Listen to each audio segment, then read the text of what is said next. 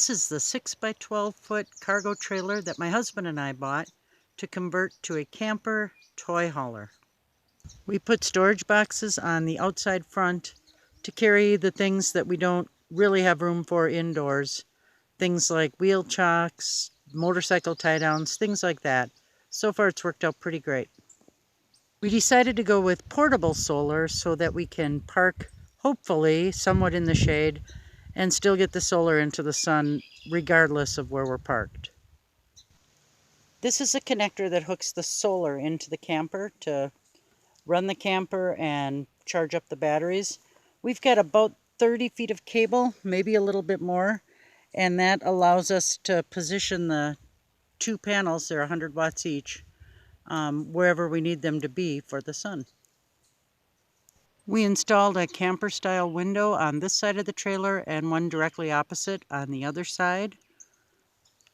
We decided to go with the full ramp door, which makes loading and unloading our motorcycles very easy. And this is where we also carry the spare tire. It's worked out really well so far. We also have an awning. I'll get that and deploy it later. It's very easy to deploy even for only one person. So that's been quite a nice thing. A nice addition to the campsite. There's our other camper style window. This hatch is for the air conditioner. We just use a 5,000 BTU house air conditioner, and it's more than enough to take care of the camper. And then we went with an RV style door, and we put the window in ourselves after the first year of having it. We thought it'd be nice to have the window in there. This is the side of the camper where we put all of the utilities. On the left there you'll see the top round one. That is our water fill for the tank that's indoors. Right underneath is an outdoor shower. And underneath that is the city hookup for when we're at an RV park where there's full hookups available. The stainless steel there is the exhaust for the hot water heater. And then down here you've got the electrical hookup and cable, TV, or mainly we use an antenna on the roof. The trailer came with Dexter axles, and after we'd had it about a year and had used it some, we decided to install trailer brakes, electric trailer brakes, and we've been happy with that decision. We already had a controller in the truck, so it was kind of a no-brainer. We added a camper step just to make getting in and out easier. And we also we put in a screen door, which has been really nice. It actually surprises me how well it works as far as keeping out mosquitoes and bugs. We added a porch light out here for when we're at a campsite. And you can see there we had to put a wheel at the top of the door so that it wouldn't catch on the awning fabric when the awning is out. So this is what it looks like with the awning out. As I said, one person can do it alone, but of course it's easier with two. We have these two zero gravity chairs that are really comfortable. And if it's raining or something like that outside, or even in the evening, we have room for these two side by side in there so we can sit and watch TV and not have to lay on the beds. We've been pretty happy with that. We have a small camp table, very lightweight. It's aluminum, folds up, stows away. Really a handy thing to have.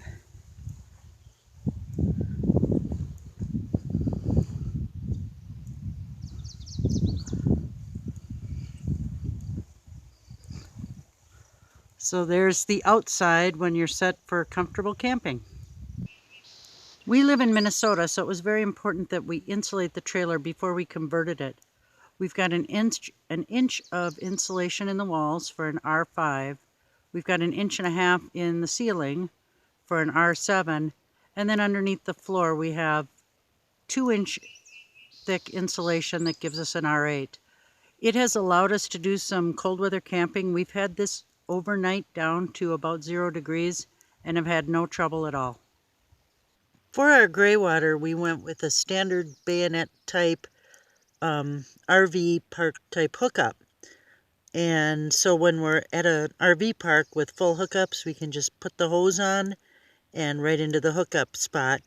When we're not somewhere like that, when we're dry camping, we have a portable gray tank that has the same matching fitting on it.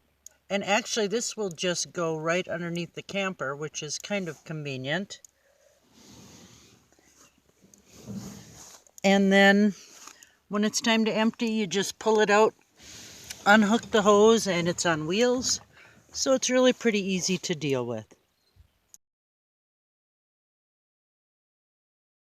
Our fuse panel box is a Progressive Dynamics 4045, and that provides all of the load center for both the AC and the DC circuits,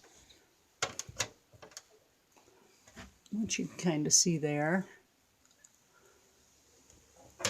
And then the electrical equipment is down here in the battery box, which you can see we vented to the outdoors. We have two Duracell 6-volt golf cart batteries, and they provide 230 amp hours.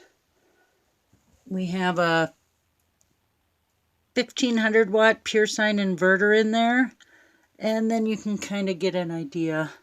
It's a pretty small space for all of the electrical, but it does work for us, and we can run this whole camper out of that one little cabinet. There's the 30 amp solar charger that we're using. We did not have any room to put it down with the other electrical equipment, so we just put it inside the door there, and it's pretty unobtrusive. We ran the front upper cabinets all the way up into the V for storage space. We have the doors on those struts, and those are really nice. I definitely recommend those. So there you can see storage up there into the V from both of these front cabinets. We also have a cabinet on the side here. That's kind of where I keep food and canned goods and stuff like that.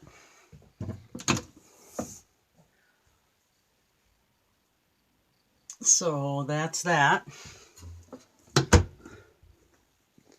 We have a carbon monoxide detector right there. And we also have an LP gas detector right down here by the floor. The floor we went with, that luxury vinyl plank snap together floor. We weren't really sure how it would work out in our climate conditions, but it has worked great. It's a floating floor, and it has really been no problem. Like the looks, we ran that through the whole floor of the trailer. And behind this lower cabinet underneath the sink is the plumbing. We have a on-demand instant hot water heater that runs off of LP. All the plumbing's done with PEX. The drain plumbing, of course, is done with PVC. You can kind of see the water tank back there. That's a 30-gallon water tank. And there's a SureFlow pump. Oops, there's the garbage can. And we haven't had any troubles with any of it. The uppermost cabinet here is just strictly for storage. It's pretty good size. I mean, it's a 6-foot by 12-foot micro toy hauler. There's not a whole lot of storage, but we get by. For our ramp door, we went with, we covered it with outdoor carpet, and we have been really happy with that. We wheel the motorcycles up there, and at the end of the weekend, we just run a vacuum over it, and it's turned out great. I also have a small 12-volt plug-in vacuum that I can use if things get messy in here during the week or during the weekend while we're camping or whatever. And that takes care of it. And that's what it looks like when both the beds are down in sleeping position. We just use sleeping bags. We each unroll a sleeping bag on our bed. And you can see that they're covered in black vinyl. And then we had bought a I believe it was a full-size 5-inch thick mattress, cut it in half, and I covered them, and that was that. They're really very comfortable. And this is what it looks like in the back of the trailer when the beds are up, so for hauling position or if we're using the zero gravity chairs in here to eat or sit and watch TV.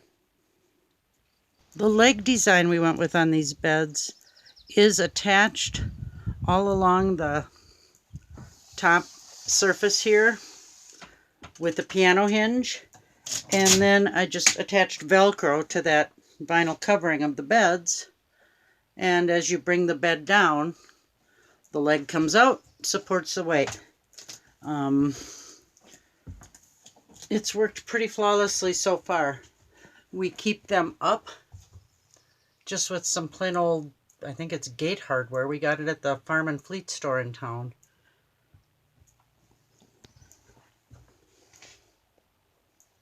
And that takes care of it. There's one of the, I guess you call it the bedroom windows. They do open and they do have screens. And there's one on each side.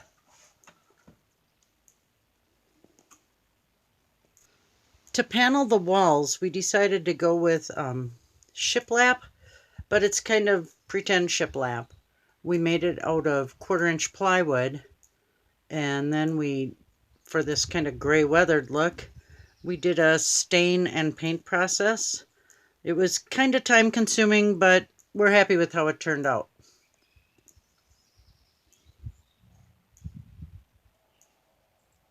So that's the shiplap above the bed.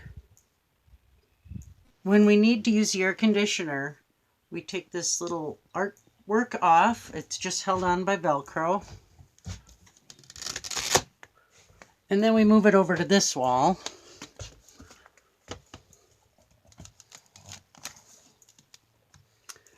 And then this is where the air conditioner goes in. I'm not going to get that out and stick it in there. It is kind of a little bit of a wrangle to get it in there, but it fits great, works great, and cools this place down, needless to say, with 5,000 BTUs in this tiny space. It works real well. The hatch just opens out, and the air conditioner goes right in there.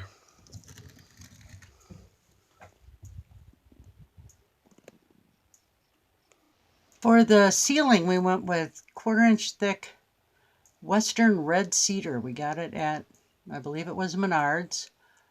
And then we just varnished it. We didn't stain it. It was pretty easy to work with. We like the finished look.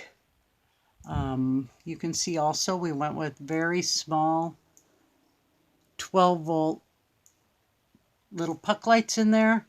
The nice thing about them, I don't know if you could see it, but they're very low profile. And you can see up here, we have a Max Air fan that we just love. And outside now on the roof of the camper, we have one of those weather cover things for it so that it can, we can have the vent open while we're driving down the road. And that's really nice. So there's some more of that red cedar ceiling. And we also put a few puck lights in underneath the kitchen cabinet. One on the side, 2 in the V.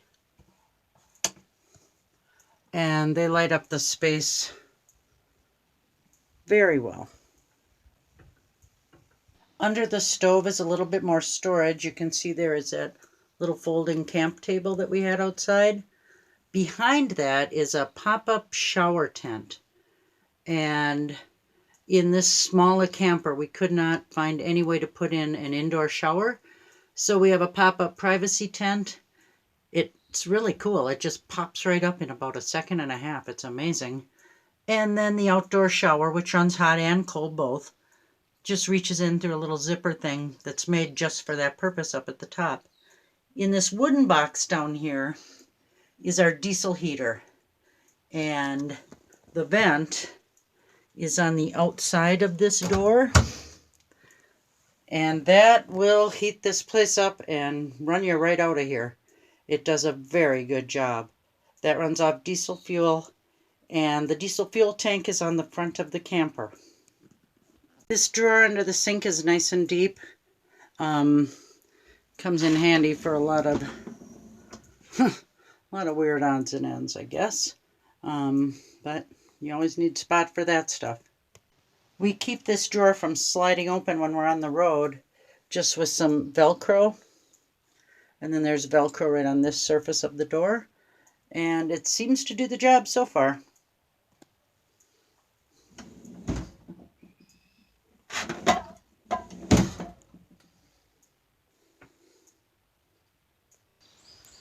This is what it looks like when the beds are up in the hauling position for when we're on the road. You can see for hauling the motorcycles, we went with E-Track on the wall. There's one of our tie-downs. There's the other one. The other tie-downs are the other E-Track. The other tie-downs are put away right now.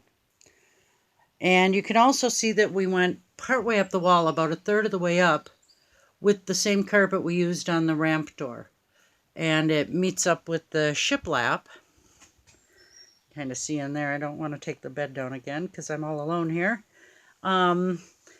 We did that for a couple of reasons. We thought it would cut down on the scuffs to the wall when we're loading and unloading motorcycles. And it's kind of nice when you're sleeping to have a soft surface there against you instead of a hard wall. So that's why we did that, and we've been happy with that choice. We built a valance to hide the door mechanism. And to remove that, if we need to for maintenance, we just have to remove 2 screws in this channel that we've got here, and it will slide right out as one unit. We also put this emergency lock release thing on the inside, so when we're sleeping in here, we can have it locked securely. But if we need to get out in a hurry in case of fire or something like that, just throw that down and the ramp door will come down. So it's kind of a security thing, peace of mind. So here's how we cook in our little camper. We've got a 2-burner Flame King LP powered gas stove. And then we have the small toaster oven. It is a pretty small one, but that's what I wanted for space there. With that little no-slip mat underneath it. That's just how it travels. That thing is put on thousands of miles, hasn't moved a bit. So that's actually worked out pretty great. And we had the room for it in the V. Don't really have room to stash it in a cabinet somewhere. You won't get a frozen pizza in there, but a lot of other things it works just great for, especially toast for bacon, eggs, and toast in the morning. Got a little shelf here.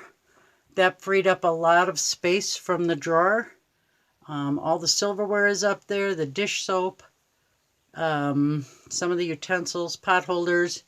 That little red thing is our weather alert radio, so that it plays regular radio bands, AM, FM also, but it also has a weather band, and it will sound an alarm if there are any severe weather alerts for the area where you happen to be. It's kind of nice peace of mind. The fridge is a standard dorm style fridge. It runs off 110 current. It's not a 12 volt, which would be a really nice thing, but does the job, has a little freezer inside it, and it fit in there real nicely. Was also very cost effective. The sink is kind of a standard camper sink. Once the pump switch is on, right there, we've got hot and cold running water. So that's pretty great. My husband built the cabinets himself and the countertop. The cabinets, he went with full frame cabinets and then built doors. What he used was birch. He used a Craig system, if you're familiar with that. If you are thinking of building a camper like this and you don't have a Craig tool, I would definitely recommend it. Very, very easy and nice to work with. And you end up with a nice product in the end.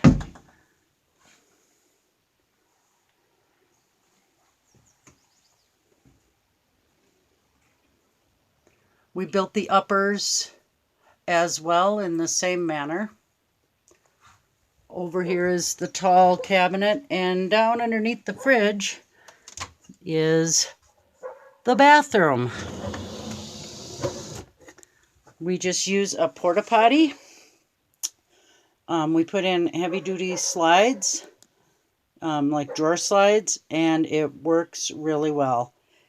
In this tiny space, you don't have a lot of privacy, but it's just the two of us, so it's fine. The kitchen backsplash is some of that removable, repositionable wallpaper that you can get at places like Lowe's and Home Depot and Menards.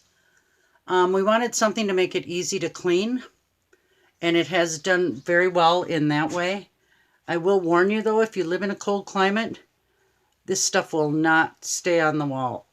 Once it was below about 35 degrees, it was just falling off the wall. We tried 3M adhesive to get it to stay, and that didn't work in the cold. So what we ended up doing was a thin layer of mastic, and it hasn't been a problem ever since. I do like it because it's easy to clean and wash up, and I'm happy with the looks of it. This is the motorcycle hold down that we went with. We have two of these, one for each bike. These hold down the front wheel, and then the straps hold down the backs hooked into the E-track. We wanted something that was completely removable for when we're camping so that we didn't have to trip over something. My husband welded captured nuts underneath the trailer, and each one of these hold downs has 3. And you just put it in there, tighten it down with wrenches, and it only takes a moment. Then when you get to your camp spot, out they come, and it's really very easy, and there's nothing on the floor to step over. So that's been nice. We do have to remove our motorcycles in order to sleep. So when you're on the road, that's kind of an extra step. But with such a small space, we really couldn't find a way around that. The nice thing about these hold downs is they are very secure. We have pulled this trailer with the motorcycles in it over some really, really rough roads, and we've not had any trouble. So we've been very happy with those.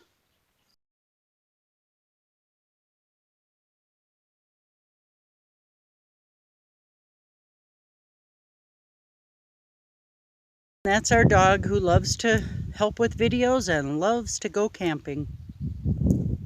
Danny.